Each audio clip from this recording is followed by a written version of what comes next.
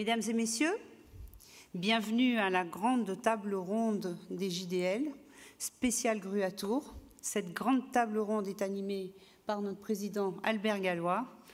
Nous allons évoquer les chantiers de demain. L'innovation ici, on la voit à tous les coins de stand, on la voit dans tous les matériels, mais celle qui va surtout nous intéresser, c'est celle du BTP, c'est celle de la grue à Tours. Il y a une salle et un auditoire bien important. On est très satisfait finalement de la participation. Merci beaucoup parce que vous étiez venus voir du matériel.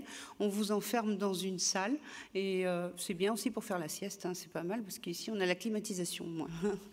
Donc je crois que vous connaissez à peu près tous les intervenants. On va laisser Albert présenter la suite.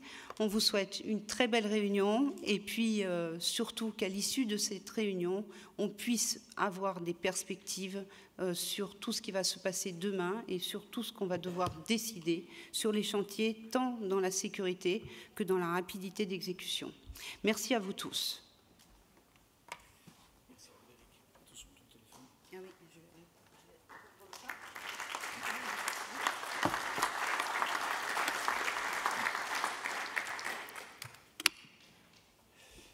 Bon, eh bien, on va commencer. Et puis, merci d'être venu.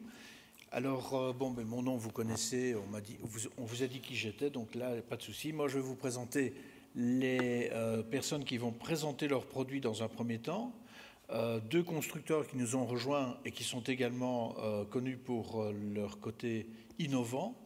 Et ensuite, les intervenants que j'ai quelque part un peu, comment dire, choisis en fonction de leur charisme et de leur connaissance du métier.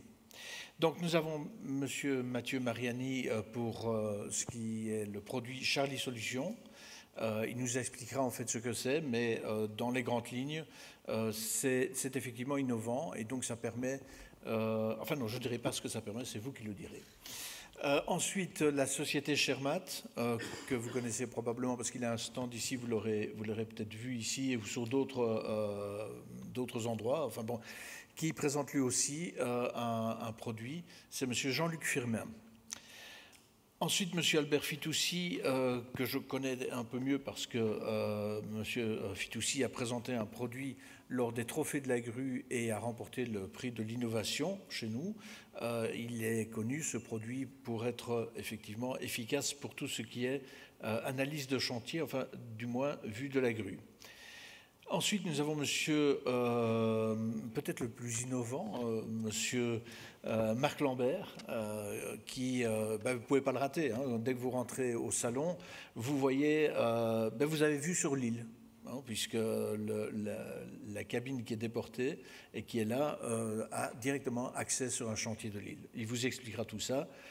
Monsieur Zimmermann, qui est le directeur général de Liber Grue à Tours, donc Liber, je ne présente pas, je suppose que vous connaissez, tout comme vous connaissez Manito Potin, monsieur Christophe Simoncelli, qui est à côté et qui est le vice-président du groupe. Ensuite, nous avons Nadia. Ok, d'accord, voilà. Donc, mon amie Nadia, qui est journaliste au JDL et qui est là pour également nous poser des questions vues de son approche. Christophe Sellier, qui est connu dans le monde du dépannage de la grue, qui a maintenant monté une affaire qui s'appelle Crane Lift, et avec laquelle j'ai travaillé pendant de nombreuses années, et qui est également, qui nous a rejoints pour intervenir dans ce débat.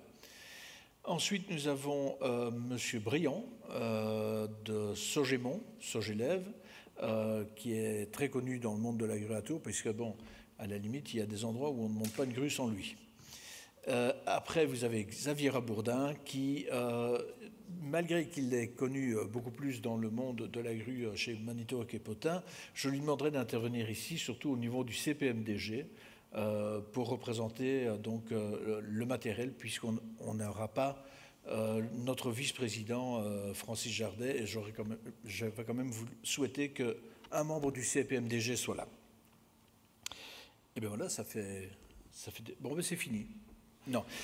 Donc, vous avez ceci, et là-dessus, je vais vous expliquer pourquoi je voulais vous parler de ces innovations. Vous savez tous que le monde va mal, on le serine à tous nos journaux télévisés. Je ne vais pas vous parler ni de l'Ukraine ni du Covid, mais enfin on sait très bien aussi qu'il y a des problèmes aujourd'hui dans tout ce qui est production. On a des problèmes de matières premières, on a des problèmes d'approvisionnement, on a des tas de choses qui ne vont pas très très bien. On a de la pollution, on parle d'empreinte carbone à peu près sur tout. Et tout ça, en fait, ça vient d'un contexte. Et c'est un peu ce contexte-là que je voudrais vous évoquer en vous disant que j'ai rejoint le groupe des chercheurs du CERCES, qui est en fait un groupe qui axe la comptabilité sur pas uniquement les richesses qui sont produites, mais également sur le coût de ces richesses, les coûts collectifs. On aura bientôt l'occasion d'en reparler parce que ce sont des projets européens. Cette comptabilité va changer. Toute l'empreinte carbone que nous laissons par notre activité, à un moment donné, devra être prise en compte dans la comptabilité. Voilà, c'est donc le programme CARE, Comprehensive Accounting in Respect of Ecology, et ça vous donne en fait ceci. Comme ce n'est pas le sujet, je passe très vite là-dessus. Vous savez que ça existe, et vous savez aussi dans quel esprit on oriente les choses. Donc je vous disais, il y a un contexte, et pour ça, il faut que je vous parle quand même quelques secondes de cette histoire industrielle qui nous occupe. J'ai trouvé en fait une grue que vous ne connaissez peut-être pas. Oui, c'est déjà très ancien comme grue. J'ai racheté ça dans une enchère, ce type de photo. Mais vous voyez que le principe, c'est quand on utilise une grue, on utilise de l'énergie. Donc effectivement, déjà à l'époque, là, on voit que ça fonctionnait comme ça. Au niveau de l'industrie a commencé vers 1780, simplement par la mécanisation. Ensuite, vous avez eu, 100 ans plus tard, l'électrification. Et quand on continue cette ascension, on arrive encore 100 ans plus tard à l'automation. Et là, l'industrie est telle qu'on la connaît aujourd'hui. Pour donner un coup d'accélération à toute cette industrie, on a créé en fait un marché ouvert qu'on appelait la globalisation, la mondialisation, enfin comme on veut. Et quand ce marché a été ouvert, les choses se sont accélérées. Pas toujours en bien, on verra. Et aujourd'hui, on en est où? On en est à la digitalisation, c'est-à-dire au numérique. Et c'est précisément ce dont on parlera aujourd'hui, c'est l'évolution 4.0 de l'industrie. Alors, pour un petit clin d'œil, parce que moi-même je ne pourrais pas en parler, j'ai mis le quantique dans l'histoire en me disant, là, il va y avoir une révolution aussi, mais personnellement, je ne sais pas du tout ce que ça va donner. Donc, la production industrielle, elle nécessite quoi? Elle nécessite de la combustion d'énergie fossile non renouvelable. L'exploitation de minerais par extraction, parce que si vous avez des grues ici sur le parc, à un moment donné, il a fallu aller chercher le minerai. Le minerai de fer, encore, a ceci de particulier, c'est que la concentration du minerai de fer dans la roche est actuellement de 46%, entre 46 et 60%. Donc ce n'est pas le plus difficile. Je crois que quand on prend du cuivre, de l'uranium ou des choses comme ça, on est en dessous du pourcent, quoi. Donc, il a fallu, en 80, mettre en place cette mondialisation qui a fait la part belle aux richesses individuelles face aux coûts collectifs à supporter, c'est-à-dire effectivement cette pollution. Si maintenant on prend l'industrie de l'acier, donc vous aviez la courbe des années où on évoluait en industrie, donc cette courbe-là, et si vous mettez maintenant en regard ici, en millions de tonnes, ce qu'on produit en acier sur les périodes, vous verrez qu'aujourd'hui, on arrive en production à des choses absolument phénoménales. Alors, comparons sur une période plus récente, parce qu'on ne va pas reprendre depuis le début. Si on prend depuis 1970, eh bien voilà à peu près ce que vous avez, enfin c'est même 1950, ce que vous avez en production en millions de tonnes. Donc, en 2019, on était à 1,9 milliard de tonnes d'acier produit au monde. Le problème, c'est qu'on a cru que c'était infini, et ça ne l'est pas. Et comment on peut sortir de ce problème? Eh bien, ça, c'est un des enjeux de demain. La révolution industrielle, grâce au changement de paradigme, c'est exactement ce qu'il faudra à un moment donné imaginer. On verra comment certains acteurs se sont posé la question, mais même des acteurs de nos clients, vous verrez cela. Donc, je reprends la courbe qui est là, et je me dis, en fait, si j'extrais 2 phases industrielles, si je ne prends que le 1, 2, 3 et 4, en fait, on voit que les choses ont changé, mais d'une manière politique, c'est-à-dire c'est une décision. En 1952, on a créé la CECA, donc la CECA, c'est l'entente sur la communauté européenne du charbon et de l'acier. Ce sont les États qui se sont entendus pour l'exploitation en commun de cela. Et donc, évidemment, ça a boosté l'industrie. L'objectif étant de soutenir à ce moment-là la main-d'œuvre et d'assurer le reclassement des ouvriers.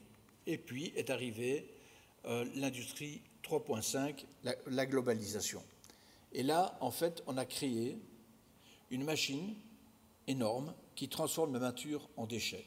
Et aujourd'hui, on s'en rend compte. Et c'est précisément là notre problème. Et donc, pour parer à cela, le défi social et environnemental qui se pose, et Fabrice Bonifay, donc directeur du développement durable chez Bouygues Construction, a dit une chose qui est tout à fait évidente, c'est qu'en fait les entreprises doivent évoluer dans une vraie perspective de durabilité, la seule capable de leur permettre de survivre. Parce que ce dont il est question aussi aujourd'hui, c'est la survie de nos activités demain.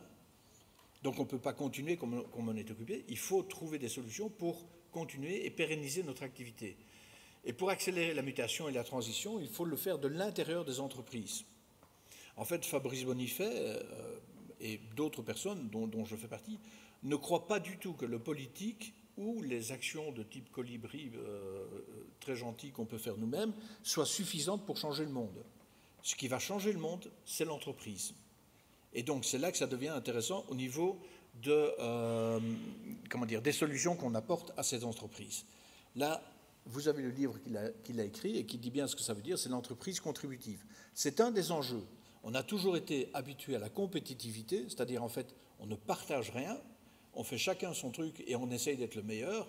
Eh bien demain, ce sera peut-être plus possible. Il faudra partager les connaissances, il faudra partager des données, et c'est déjà en cours, ça s'amorce petit à petit, bien que les gens se protègent les uns les autres de manière à poursuivre dans cette compétition. Alors, nous, on a amorcé le changement avec la formation. Pourquoi ? Parce que si vous avez un métier, il faut d'abord cadrer ce métier, dire à quoi il correspond exactement et trouver le moyen de certifier ce métier pour que nos partenaires sachent dans quelle mesure on travaille et selon quelles règles de l'art on peut exercer ce métier.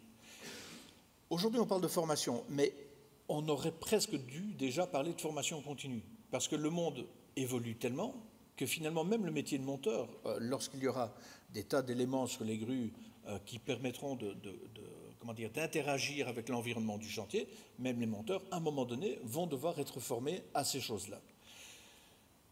Pour cela, nous valorisons ce métier par les trophées de la grue. Donc chaque année, il y a un concours par lequel on consacre le meilleur montage, enfin celui qui, à nos yeux, c'est très subjectif, mais on regarde en fait tout ce qui amène à considérer un montage de manière exceptionnelle ou simplement bien réalisé ou dans des situations difficiles, ça pour une GME, pour une GMA, mais également on consacre aussi l'innovation et le chantier de l'année.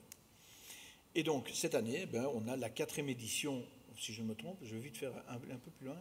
Hop. Oui, c'est la 4e, voilà, c'est bien ça. Donc la 4e édition de ces trophées de grue, et là vous avez des photos de l'année passée, et ces trophées en fait consacrent, comme je disais, le chantier de l'année, l'innovation de l'année, et c'est là que je disais que M. Fitoussi l'avait reçu, le montage de la grue à montage par élément ou le montage de grue par les GMA.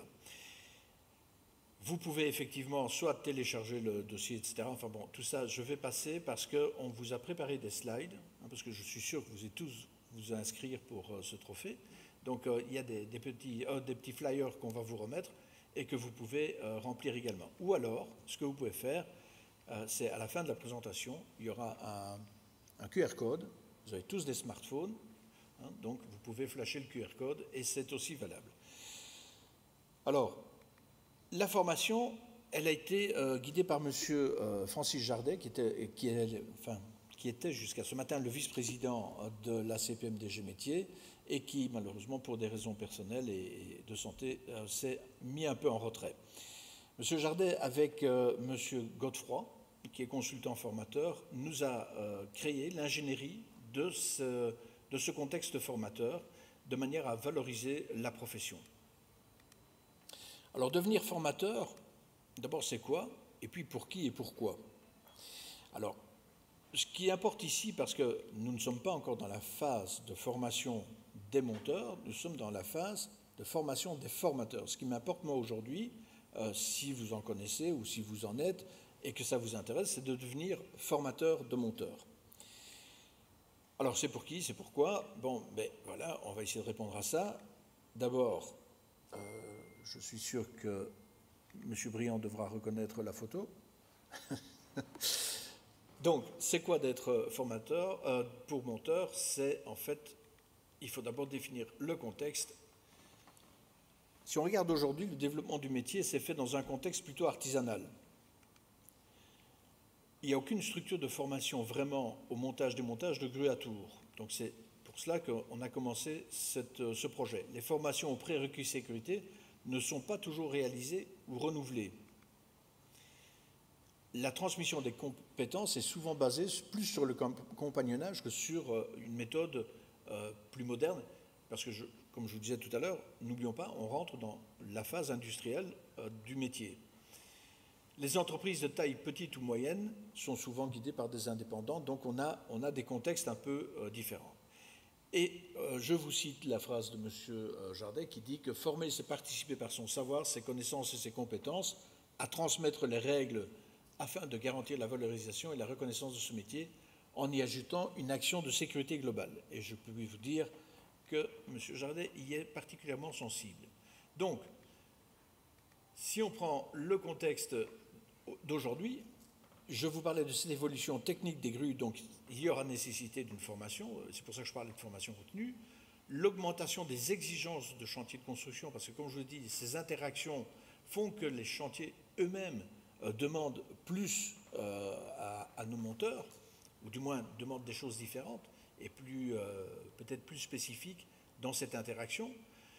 La reconnaissance du métier par les diverses institutions professionnelles, la prise en compte de risques encourus significatifs pour les intervenants et les personnes en coactivité sur les chantiers. Et ensuite, il faut savoir que nous avons également, évidemment, le souci des postes à pourvoir, puisqu'il y a actuellement des difficultés de recrutement. Donc, qu'est-ce que la formation, en gros, et qu'est-ce qu'elle apporte comme valeur ajoutée de la certification? Pour la CPMDG, il s'agit essentiellement, et je pense que ça, c'est le résumé, de valoriser le métier en passant le relais dans le contexte d'une industrialisation du secteur. C'est à ça qu'on doit se préparer. Alors, pour qui? Eh bien voilà, le Super Dupont vous le dira.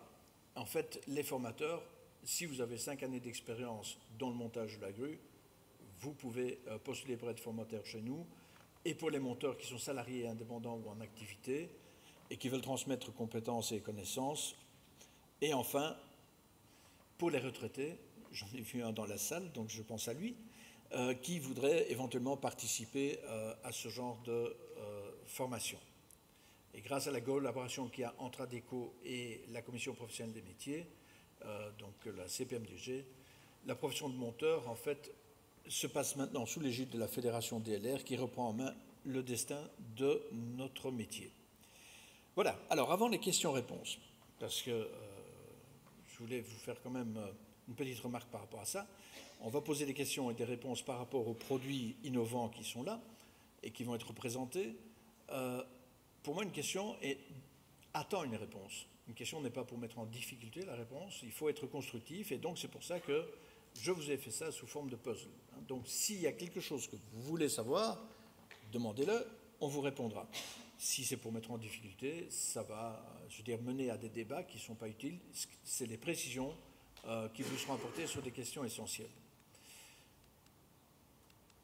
Ah oui, alors c'est quoi ça? Oui, voilà. Donc je vous rappelle qu'il faut parler d'aujourd'hui. On a parlé de tout ce qui était avant, et donc on voit cette ligne plus ou moins grise qui arrive à la digitalisation. en espérant qu'un jour elles deviennent vertes. Hein. Donc aujourd'hui, c'est bien ce moment-là, et de ce moment-là, vous avez ces sociétés qui vont vous parler de ces produits. Alors, on va donner la parole directement à l'innovation en passant par M.